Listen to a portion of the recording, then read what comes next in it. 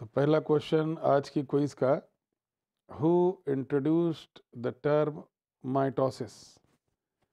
तो हम लोग जानते हैं कि माइटोसिस शब्द सबसे पहले फ्लेमिंग ने दिया था और फार्मर एंड मूर ने सबसे पहले मियोसिस शब्द दिया था।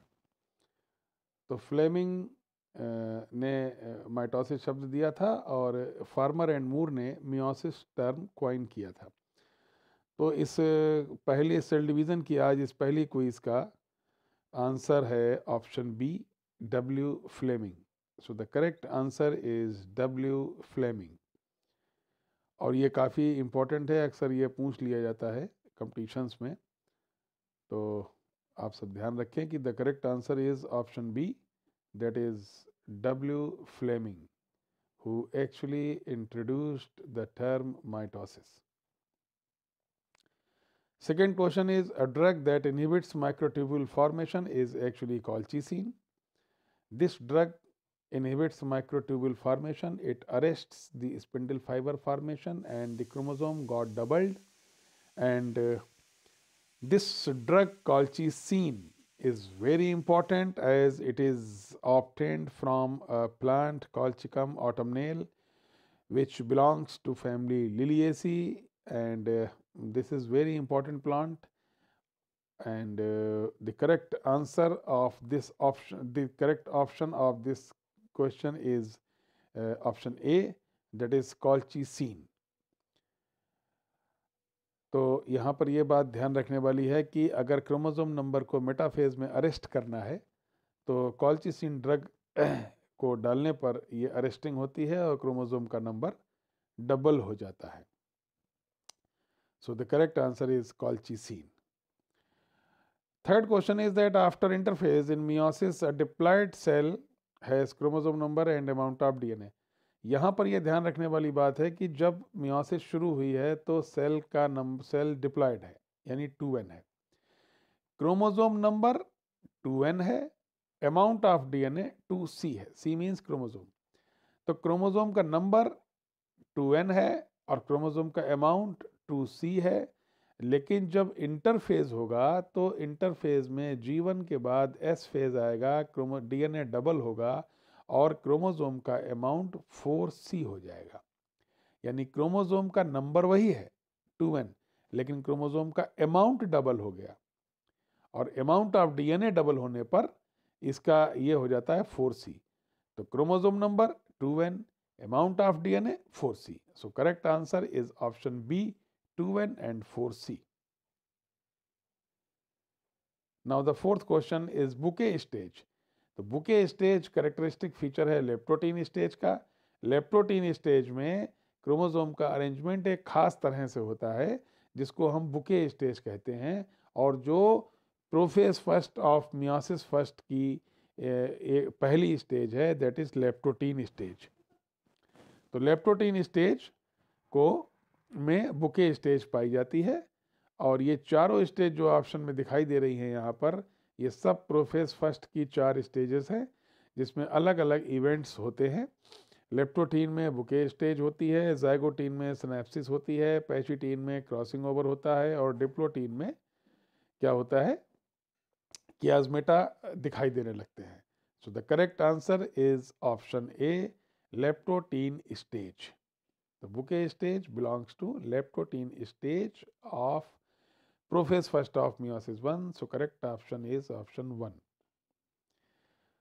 सिनेप्सिस, अभी मैंने आपको बताया कि लेप्टोटीन स्टेज में बुके स्टेज दिखाई देती है और synapses means the pairing of homologous chromosomes. Homologous chromosomes की पेयरिंग जब होती है तब ये स्टेज कहलाती है synapses and synapses occurs at zygotene stage. तो जाइगोटीन स्टेज में सिनेप्सिस होती है और बुके स्टेज दिखाई देती है लेप्टोटीन स्टेज में। तो मियोसिस में जब क्रोमोसोम का नंबर 2n होता है और इंटरफेस के बाद ये नंबर 2n ही रहता है, लेकिन अमाउंट ऑफ डीएनए 2n से 2c से 4c हो जाता है, तब इस होमोलोगस क्रोमोसोम्स की पेयरिंग होना शुरू होती है और होमोलोगस क्रोमोसोम्स की पेयरिंग को हम बोलते हैं सिनेप्सिस। और सिनेप्सिस से होमोलोगस क्रोमोसोम्स पास पास में आते हैं और आगे अगली स्टेज में जाने से पहले ये सिनेप्सिस ज़ाइगोटीन में कंप्लीट हो जाती है। Third one, next question is crossing over occurs at the tetrad stage of Pachytene stage of meiosis first. तो क्रॉसिंग ओवर आप सब जानते हैं कि होमोलोगस क्रोमोसोम्स के नॉन सिस्टर क्रोमेटिड्स के बीच में जब क्रोमोसोम के पार्ट्स का एक्सचेंज होता है तब हम उसको क्रॉसिंग ओवर बोलते हैं। और क्रॉसिंग ओवर में पार्ट्स का एक्सचेंज हो जाता है जिससे वेरिएशन डेवलप होते हैं, जो कि बहुत इम्पॉर्टेंट फिनोमिनन है। ये इंडिपेंडेंट असॉर्टमेंट से अलग होता है। ये लिंकेज के दौरान क्रॉसिंग ओवर से वेरिएशन उत्पन्न होते हैं और ये रिएक्शन प्रोफेज फर्स्ट के पैचिटीन स्टेज जो कि मियोसिस फर्स्ट की स्टेज है उसमें कंप्लीट होती है। So the correct option is pachytene stage of meiosis 1, that is option 1। तो ये पहला ऑप्शन करेक्ट ऑप्शन है। नेक्स्ट क्वेश्चन हम देखते हैं, मियोसिस अकर्स इन। तो ये हम लोग सब जानते हैं कि मियोसिस एक रिडक्शनल डिवीज़न है और इसमें क्रोमोसोम का नंबर हाफ हो जाता है। तो ये सेक्स सेल्स में होती हैं, जर्मिनल सेल्स में होती हैं। तो जाहिर सी बात है कि ये टेस्टिस में होगी, ये ओवरी में होगी।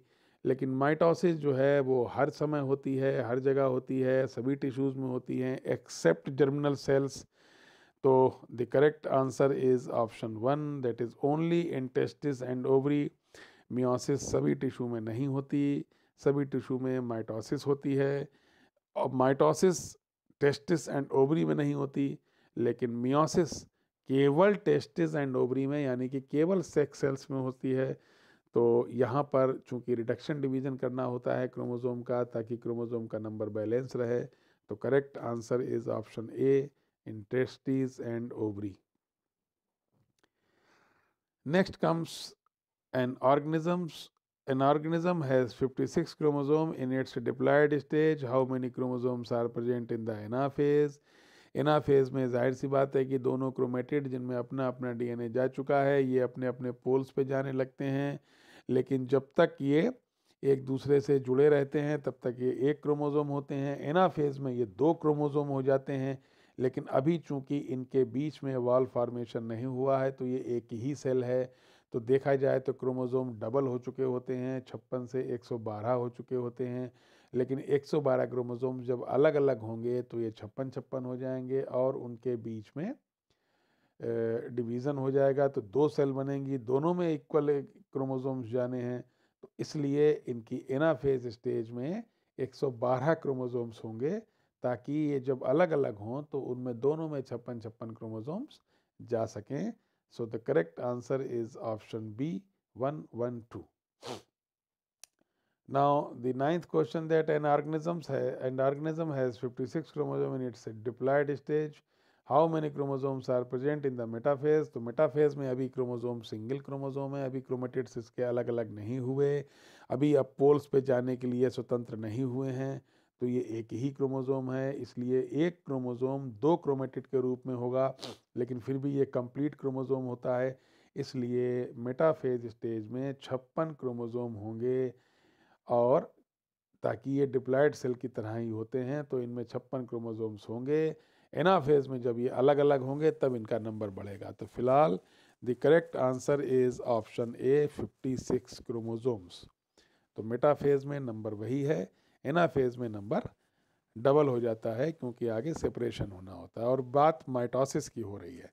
तो correct option is option A, 56 chromosomes. Last question आप देखेंगे, the primary function of centromere is to provide the foundation for assembly of the kinetochore. It is absolutely true.